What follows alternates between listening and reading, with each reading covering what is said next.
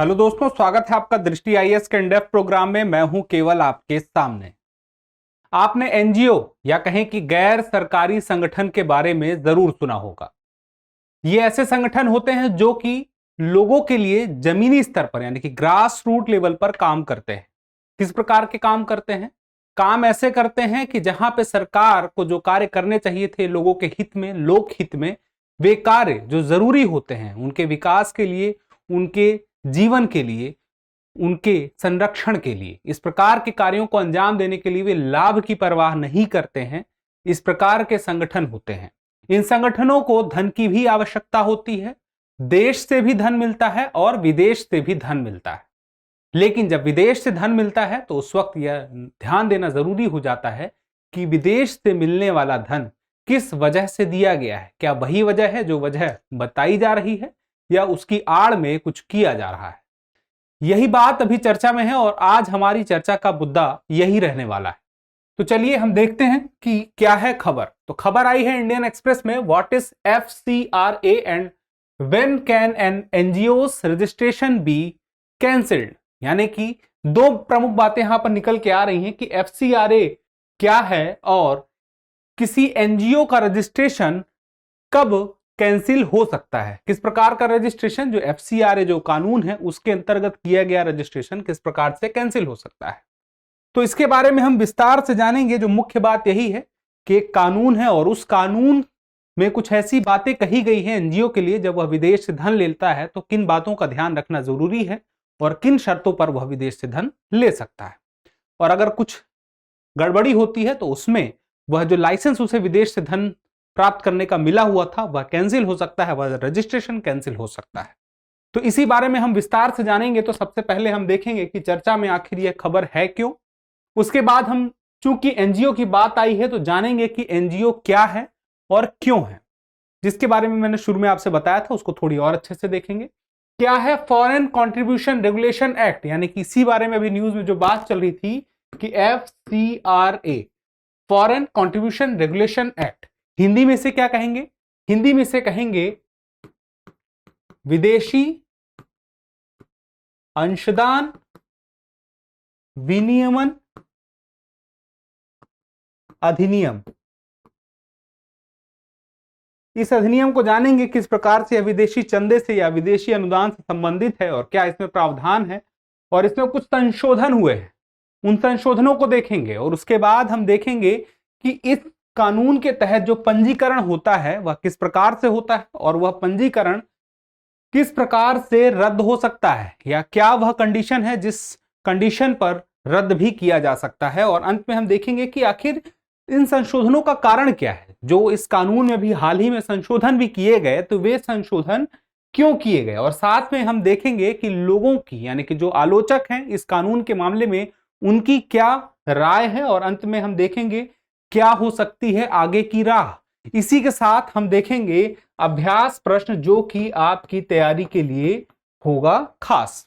तो चलिए सबसे पहले देखते हैं चर्चा में क्यों है। तो चर्चा में होने की बड़ी वजह यह है कि जो कांग्रेस से जुड़ा हुआ गांधी परिवार है और गांधी परिवार से जुड़ा हुआ दो एनजीओ है, यानी कि गैर सरकारी संगठन। कौन कौन से हैं?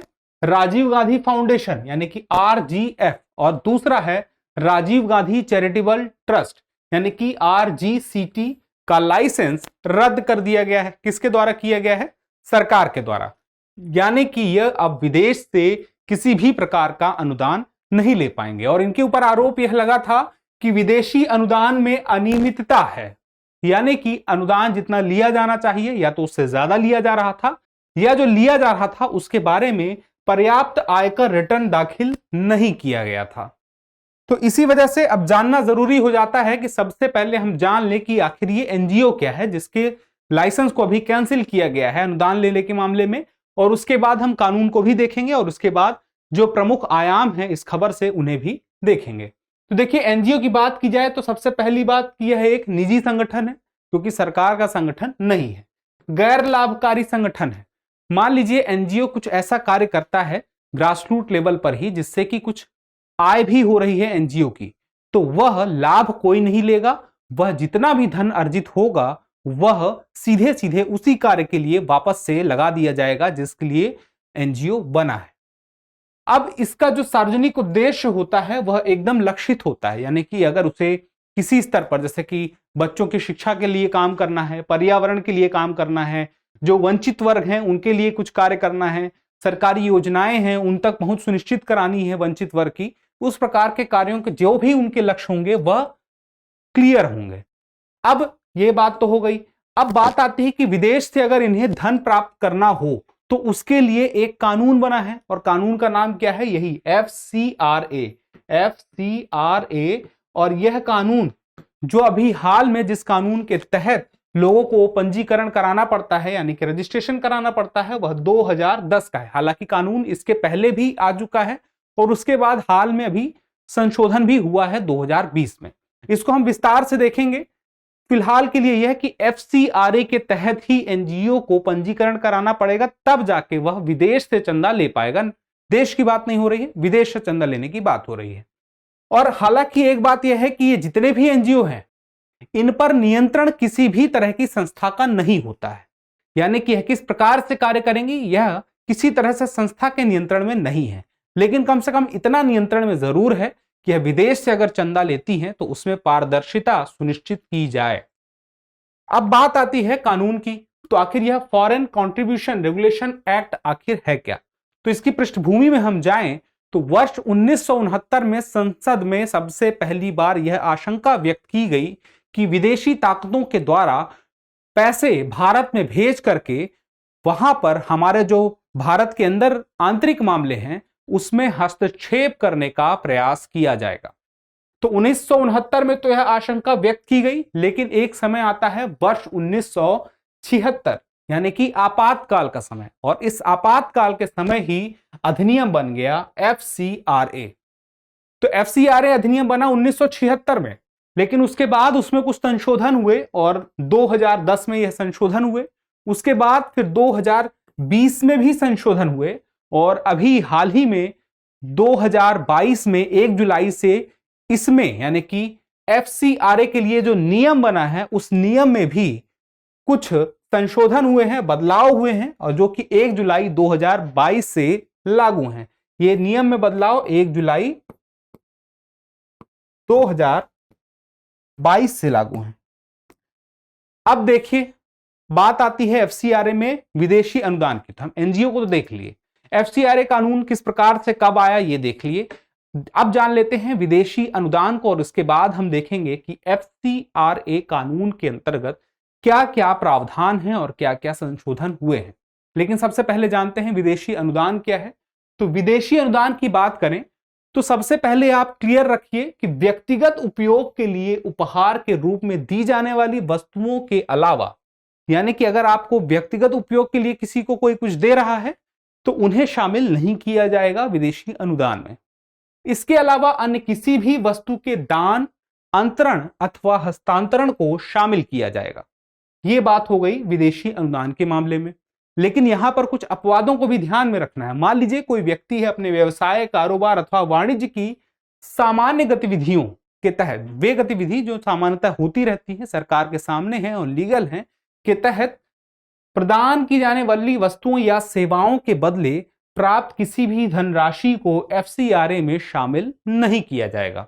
यह बात भी क्लियर हो गई। इसके अलावा एक बात और याद रखनी है कि मान लीजिए कोई अनिवासी भारतीय है। अनिवासी भारतीय का मतलब क्या कि NRI है। अब कोई NRI अगर दान देता है, अनुदान देता है, तो उसे विदेशी अनुदान के तहत नहीं माना जाएगा। यह बात भी क्लियर। अब बात आती है कि कौन विदेशी अनुदान प्राप्त करने के लिए योग्य नहीं है। तो इस कानून में यह भी स्पष्ट है कि कौन विदेशी अनुदान प्राप्त नहीं कर सकता, क्योंकि इस बात का भी ध्यान रखना पड़ेगा कुछ ऐसा वर्ग भी है समाज में जो कि अगर अनुदान प्राप्त करने लग जाए तो यह डर बना रहेगा कि विदेशी ताकत सच में प्रत्यक्ष रूप से आंतरिक मामलों में हस्तक्षेप करने की कोशिश कर रही है। जैसे कि चुनाव के लिए अगर उम्मीदवार हैं तो वे विदेशी अनुदान प्राप्त नहीं कर सकते हैं। हाल ही में जो मामला हुआ था वो भी यही था, क्योंकि एक पार्टी से जुड़ा हुआ एक संगठन था। उस मामले में जो 2 गैर सरकारी संगठन थे, यानी कि एनजीओ थे, जिनका लाइसेंस रद्द किया गया है, उनके ऊपर भी यही आरोप थे कि वो जो धन आता है वहां पे उसका उपयोग उस कार्य के लिए नहीं होता है जिस कार्य के लिए वो संगठन बनाए गए हैं, बल्कि इस कार्य के लिए होता है जो पार्टी के नेता हैं, जो उसके सदस्य हैं, वो उसका पर्सनल लाभ ले सके, इसके लिए एनजीओ चला रहे हैं। तो यहां पर भी यही बात की गई है कि चुनाव के लिए अगर कोई उम्मीदवार है तो उसे डायरेक्ट नहीं दिया जाता। यहां संगठन की बात नहीं हो रही, यहां पे व्यक्ति की बात हो रही है। पत्रकारों या समाचार पत्रों और मीडिया प्रसारण कंपनियों को भी नहीं है अधिकार कि वे विदेशी अनुदान प्राप्त कर सकें। न्यायाधीश यानी कि जज को भी नहीं है, सरकारी कर्मचारी को भी नहीं है, विधायिका के सदस्य को भी नहीं है, राजनीतिक दल या उसके पदाधिकारी उन्हें भी नहीं है, राजनीतिक प्रकृति के संगठनों पर भी पाबंदी है विदेशी धन प्राप्त करने पर।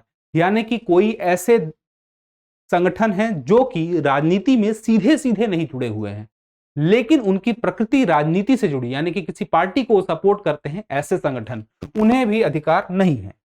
अब बात आती है कि इस कानून के अंतर्गत प्रमुख प्रावधान जो हैं वे कौन कौन से हैं, जिन्हें जानना हमारे लिए जरूरी है। तो पहली बात कि विदेशी दान की प्राप्ति के लिए अधिनियम के तहत पंजीकृत होना होगा, यानी कि जो एफसीआरए कानून है इसीलिए बना ही था। बात यही तय हुई थी कि जब भी कोई विदेशी अनुदान लेगा उसके पहले उसे पूर्व अनुमति लेनी होगी और पंजीकरण कराना होगा इस कानून के अंतर्गत। अगली बात कि उसे एक बैंक खाता खुलवाना होगा, और बैंक खाता कहां होगा, भारतीय स्टेट बैंक। कहां की शाखा, दिल्ली की शाखा में, यानी कि एसबीआई दिल्ली। अब यहां पे एक और महत्वपूर्ण बात कि व्यक्ति या संगठन को वार्षिक रिटर्न दाखिल करना होगा। जो भी यह विदेशी अनुदान आ रहा है, अगर किसी व्यक्ति के पास आ रहा है चाहे किसी संगठन के पास आ रहा, उसे वार्षिक रिटर्न दाखिल करना होगा। अगली बात कि उन निधियों का उपयोग केवल उसी उद्देश्य के लिए करना आवश्यक है, यानी कि मैंने वही बात जो आपसे कही, जो आरोप भी लगते हैं एनजीओ पे, जिस वजह से उनका लाइसेंस कैंसिल होता रहता है, पिछले कुछ वर्षों में हुआ भी है। कहा यह जाता है कि वे जिस कार्य के लिए अनुदान ले रहे थे वे कार्य ना करके वे किसी अन्य कार्य में, जैसे अभी कुछ समय पहले कुछ ऐसे संगठन सामने आए थे जिनके बारे में पता चला कि वे क्या कर रहे थे, धर्म परिवर्तन कराने का कार्य कर रहे थे, इस वजह से उनका लाइसेंस रद्द हुआ। इस प्रकार के अन्य कोई संगठन जो कि जैसे कि अलगाववादी कार्यों में पैसे खर्च कर रहे हैं, उन्हें भी माना जाएगा कि वे गलत कार्य कर रहे हैं। अब इसमें वर्षवार संशोधन हुए, जो मैंने आपसे बताया कि 1976 में यह कानून तो आ गया था, लेकिन उसके बाद 2010 में, फिर उसके बाद 2020 में संशोधन हुए। लेकिन 10 और 20 में संशोधन होने की कुछ वजह थी, क्यों किए गए वे जान लेते हैं। राष्ट्रीय हित के लिए हानिकारक किसी भी गतिविधि हेतु उनके उपयोग को प्रतिबंधित करने के लिए संशोधित किया गया।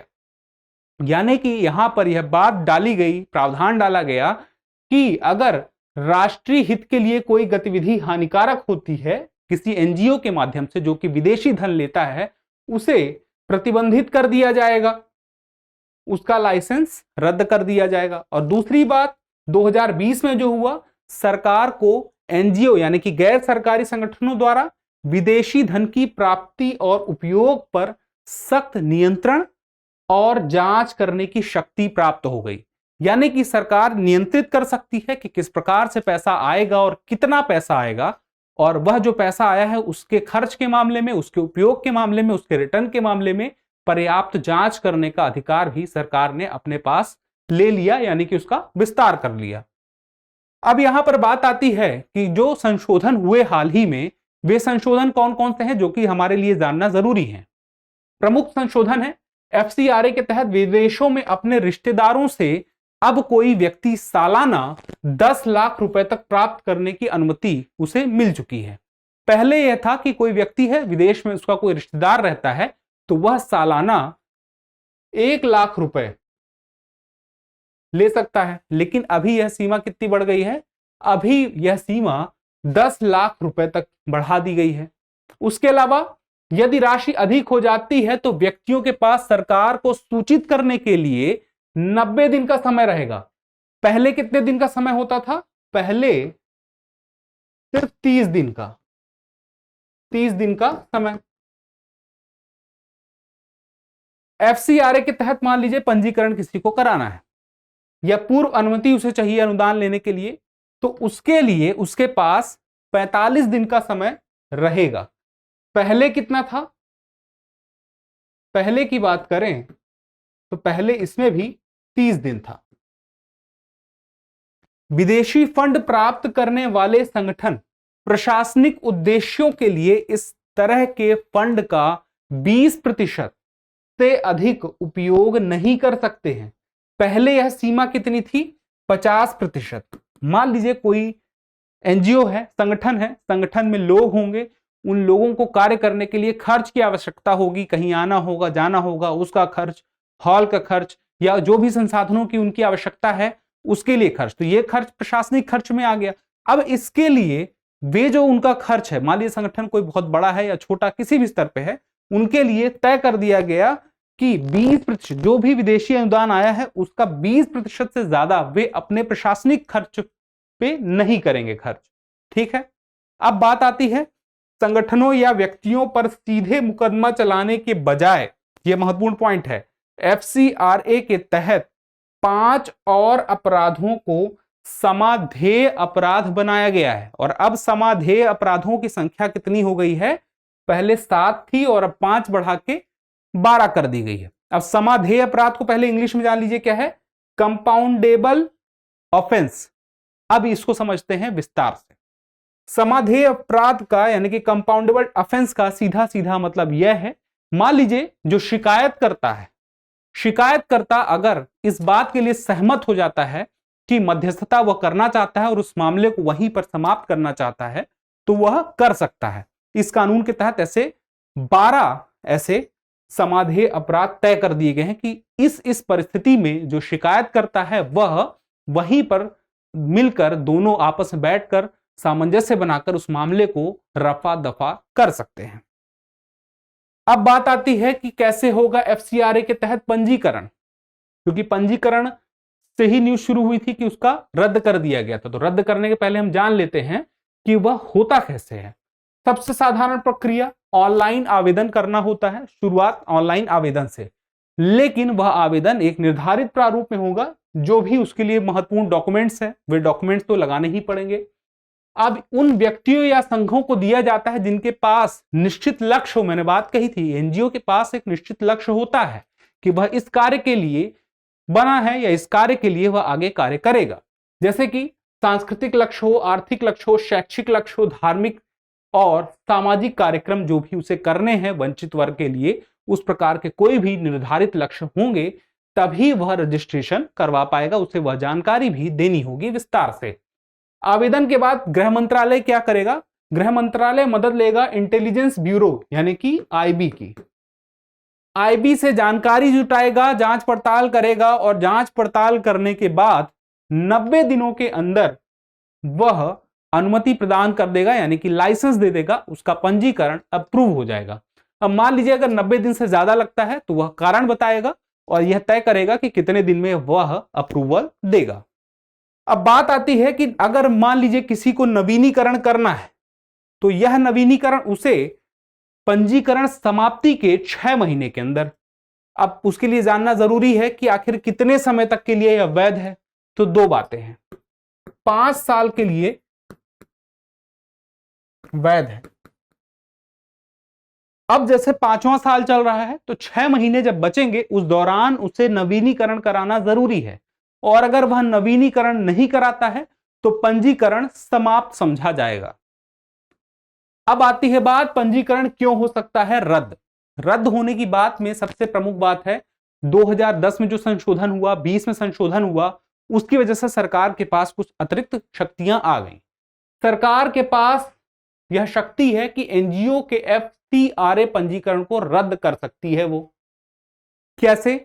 यदि वह इस अधिनियम का उल्लंघन करती हुई पाती है, यानी कि अगर सरकार को लगता है कि कोई एनजीओ जो भी एफसीआरए कानून के अंतर्गत प्रावधान है उन प्रावधानों का उल्लंघन करती है तो सरकार उसे रद्द कर सकती है।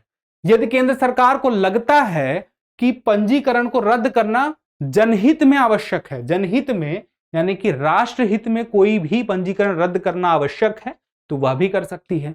उसके अलावा एक बार एनजीओ का अगर पंजीकरण रद्द हो गया तो उसके बाद कितने साल तक?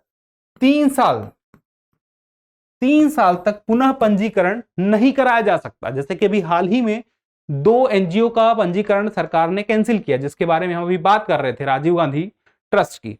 तो उस मामले में अगर पंजीकरण रद्द हो गया है तो 3 साल तक उसे पुनः पंजीकरण के लिए आवेदन नहीं किया जा सकता। अब यहां पे एक बात जानना जरूरी है कि सरकार के सभी भी आदेश, मान लीजिए पंजीकरण रद्द कर दिया गया, तो वह अंतिम बात नहीं होगी। जिसका पंजीकरण रद्द किया गया है वह उच्च न्यायालय में जाकर के अपील भी कर सकता है। अब बात आती है संशोधन के कारण क्या थे, यह जानना जरूरी है। हाल ही में संशोधन हुए, सरकार के पास कुछ अतिरिक्त शक्तियां आई इससे, ठीक है, लेकिन क्यों आई, आखिर ये संशोधन किए क्यों गए?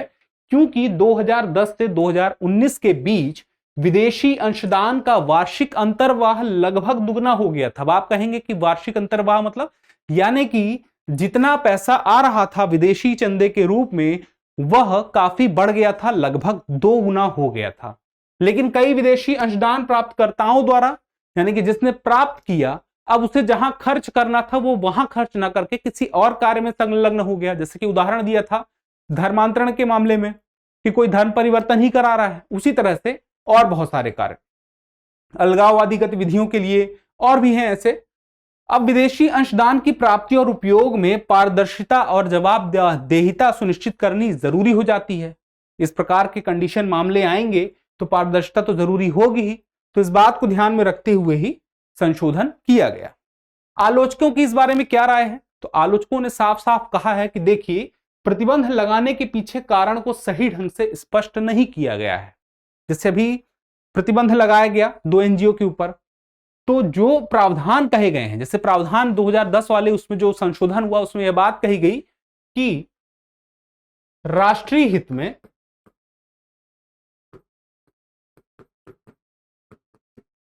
पंजीकरण रद्द हो सकता है,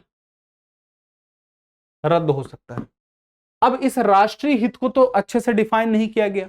अब किस मामले, मान लीजिए किसी भी मामले में सरकार कह दे कि राष्ट्रीय हित में यह ठीक नहीं लग रहा और हमें लगता है कि पंजीकरण इस एनजीओ का रद्द हो जाना चाहिए, तो यह भी बात हो सकती है आलोचकों के द्वारा, जिसके पीछे की और भी मुख्य वजह है। गैर सरकारी संगठनों की परियोजनाओं के कार्यान्वयन पर जरूर प्रभाव पड़ेगा। आलोचकों का ऐसा मानना है कि अगर एनजीओ के पास विदेशी अनुदान कम आएगा, यानी कि अगर सरकार इसे कंट्रोल करने की कोशिश करेगी, तो कहीं ना कहीं उतना अनुदान नहीं आएगा जितना आ रहा है या जितना आने की जरूरत है, आवश्यकता है। तो अगर कम आएगा तो उससे होगा क्या कि जो परियोजनाएं हैं चल रही हैं उन एनजीओ के द्वारा, उनके कार्यान्वयन में देरी हो सकती है। और बहुत प्रमुख बात कि जो प्रशासनिक खर्च अधिक है, जैसे मान लीजिए कोई बहुत बड़ा एनजीओ है, देश भर में उसका नेटवर्क है, उसका प्रशासनिक खर्च बहुत ज्यादा है, उसे अपने प्रशासन को चलाने के लिए बहुत खर्च करना पड़ रहा है। अब सीमा निर्धारित कर दी गई है 20%, तो वह कार्य अपने सही तरीके से नहीं कर पाएगा। आलोचकों ने एक सबसे महत्वपूर्ण बात जो कही वह यह कही है कि सरकार के द्वारा इन संशोधनों के माध्यम से दबाव बनाया जा सकता है। किस प्रकार का दबाव? ऐसे लोगों के विरुद्ध जो सरकार के खिलाफ बोलते हैं, उनके खिलाफ निशाना बना सकती है सरकार, ऐसा आलोचकों का मानना है। अब बात आती है यहां पर कि इसमें आगे की राह क्या होनी चाहिए। तो देखिए यहां पे 2 बातें हैं। सबसे पहले एनजीओ की बात करें तो एनजीओ सरकारी योजनाओं को जमीनी स्तर पर लागू करने में काफी बड़ी भूमिका निभाती है, ग्रास रूट लेवल पे कार्य करती है। जहां पर सरकार नहीं पहुंच पाती है, उस अंतराल को भरने का काम कौन करती है? एनजीओ। ये तो एनजीओ का काम हो गया। अब बात करें इस कानून की, तो इस कानून का मुख्य उद्देश्य क्या था? इस कानून का मुख्य उद्देश्य यह था कि पारदर्शिता बनी रहे। प्राथमिक उद्देश्य तो यही था कि पारदर्शिता बनी रहे, सही ढंग से पैसे आए और सही ढंग से सही जगह पर पैसे खर्च हों। तो इस बात को ध्यान रखना पड़ेगा कि वह सही जगह पर खर्च हों। इसको सुनिश्चित करने का काम किसका है? सरकार का है। अब बात आती है कि सरकार क्या करे, प्रतिबंधित करे या ना करे। तो सीधी सी बात है कि सरकार को प्रतिबंधित कर देना चाहिए ऐसे एनजीओस को जो कि गलत कार्यों में संलग्न है या हेर फेर में संलग्न है, या जिस कार्य के लिए उनके पास पैसे आए थे उस कार्य में वो पैसे नहीं लगा रहे हैं, या तो किसी अन्य प्रकार की अनियमितता है, या तो जो प्रावधान है उसे फॉलो नहीं किया जा रहा है। ऐसा कुछ भी होता है और इसके न सिर्फ शिकायत के स्तर पर, अगर यह प्रमाणित होता हुआ दिखता है, अगर यह प्रमाणित होता है कि सच में उन्हें प्रतिबंधित किया जाना चाहिए, अगर पर्याप्त सबूत मिल जाएं, स्पष्ट सबूत मिल जाएं कि यहां पर गड़बड़ी है, तो जरूर प्रतिबंधित किया जाना चाहिए। लेकिन जब तक प्रतिबंधित करने के लिए पर्याप्त सबूत नहीं मिलते हैं तब तक के लिए प्रतिबंधित नहीं किया जाना चाहिए, बल्कि गहन जांच होनी चाहिए। वरना कहीं ऐसा ना हो कि जो एक महत्वपूर्ण परियोजना थी या महत्वपूर्ण कार्य उन एनजीओ के द्वारा किया जा रहा था, अनावश्यक रूप से वह कार्य रुक जाए या उसमें रुकावट पैदा हो जाए। तो हमारा आज का टॉपिक यहीं तक है। अब हम देखते हैं एक प्रश्न है, विदेशी अनुदान की प्राप्ति के लिए गैर सरकारी संगठनों को किस बैंक में खाता खुलवाना आवश्यक है? तो आपके ऑप्शन है SBI Mumbai, SBI Delhi, PNB Delhi और एचडीएफसी दिल्ली। अपना उत्तर आप कमेंट बॉक्स में देना ना भूलिएगा। जल्द ही मिलते हैं अगले वीडियो में किसी नए टॉपिक के साथ में। तब तक के लिए स्वस्थ रहें, मस्त रहें और पढ़ते रहें। धन्यवाद।